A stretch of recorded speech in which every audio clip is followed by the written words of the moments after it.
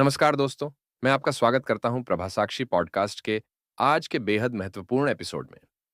आज हम एक ऐसे मुद्दे पर बात करेंगे जो सुनने में भले ही मानवीय और मददगार लगे, लेकिन इसके पीछे छिपा है एक खतरनाक खेल, आतंकवाद का। अक्सर जब भी प्राकृतिक आपदा आती है, जैसे कि बाढ़, तो हम देखते हैं कि कई संगठन राहत कार्यों के लिए आगे आते हैं। इनमें से कुछ वास्तव में मानवता की सेवा करते हैं, लेकिन कुछ ऐसे भी हैं जो इस आपदा का फायदा उठाकर अपने आतंकी नेटवर्क को मजबूत करते हैं। आज हम विस्तार से जानेंगे कि कैसे लश्कर-ए-तैयबा, जिसे लीटी भी कहा जाता है, बाढ़ राहत की आड़ में फंडिंग, भर्ती और अपनी छवि सुधारने का काम करता है। यह विषय इसलिए भी जरूरी है क्योंकि हम सब कभी न कभी किसी राहत अभियान में योगदान देते हैं, लेकिन क्या हम जानते हैं कि हमारा पैसा सही हाथों में जा रहा है? आइए तथ्यों और प्रमाणों के साथ इस गंभीर मुद्दे को समझते हैं।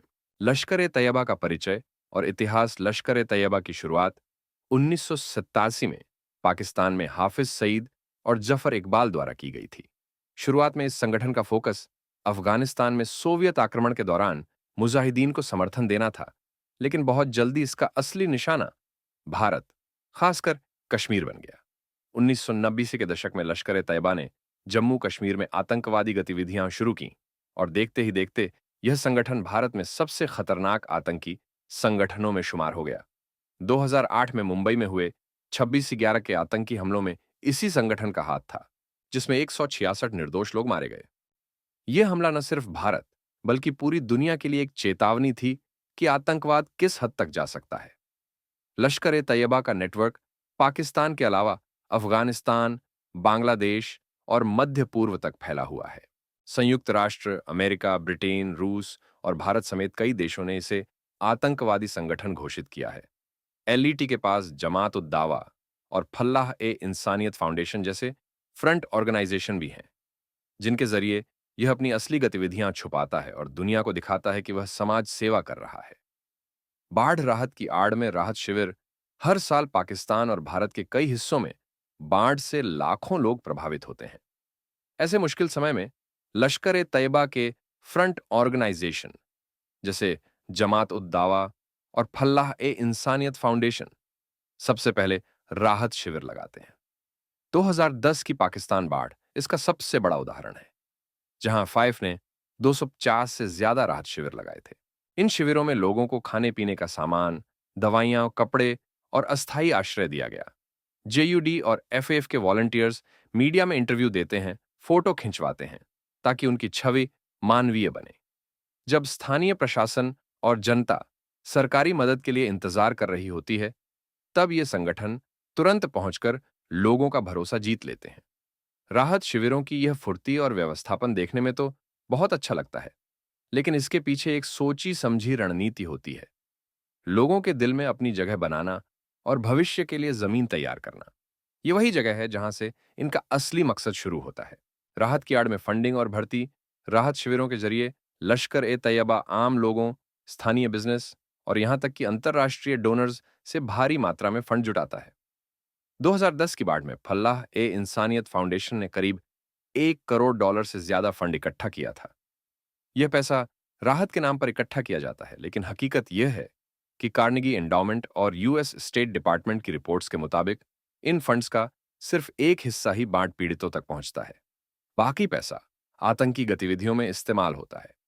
हथियार खरीदना, ट्रेनिंग कैंप चलाना और नए सदस्यों की भर्ती करना, ये सब इसी फंडिंग के जरिए होता है। राहत शिविरों में युवाओं को धार्मिक और राजनीतिक भाषणों के जरिए कट्टरपंथी बनाया जाता है। कई बार राहत पाने वाले लोग, खासकर युवा, संगठन की विचारधारा से इतने प्रभावित हो जाते हैं कि वे खुद ही उसमें शामिल हो जाते हैं।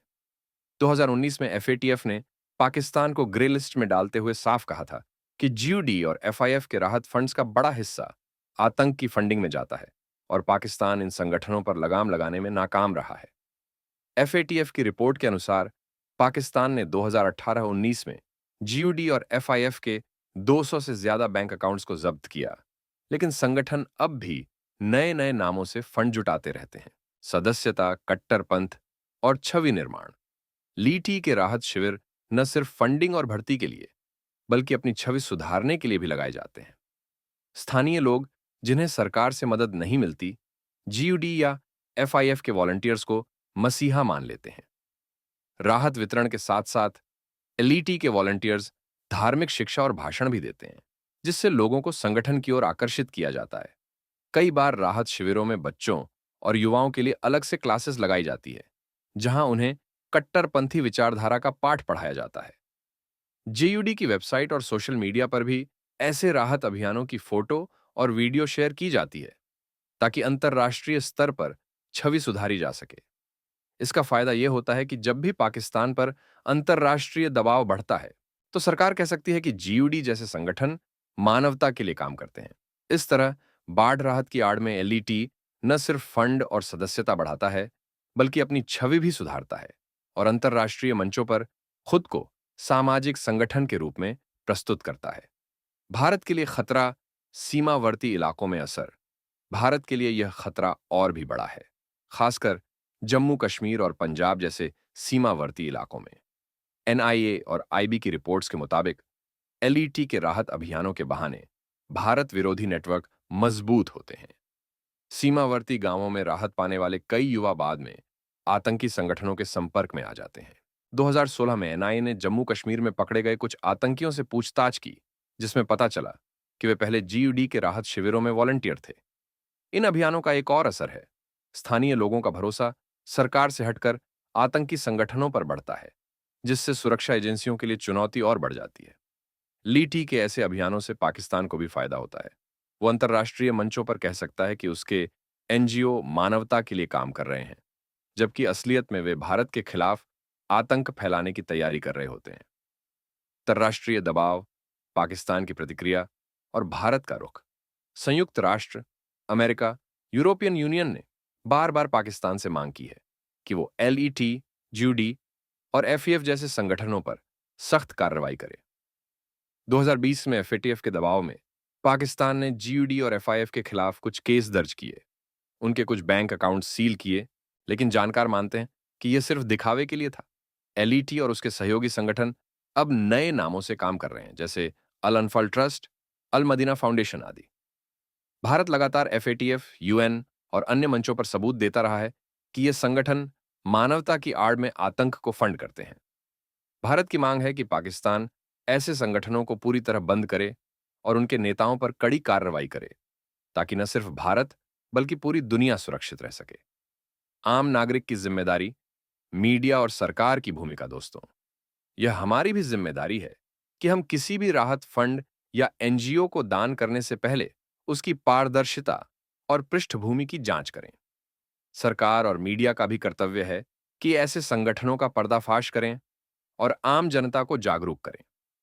सोशल मीडिया पर किसी भी राहत अभियान को शेयर करने से पहले उसकी सच्चाई जरूर जानें। कहीं वह किसी आतंकी संगठन का फ्रंट तो नहीं। साथ ही सरकार और सुरक्षा एजेंसियों को चाहिए कि सीमावर्ती इलाकों में राहत अभियानों की कड़ी निगरानी करें और संदिग्ध गतिविधियों पर तुरंत कार्रवाई करें।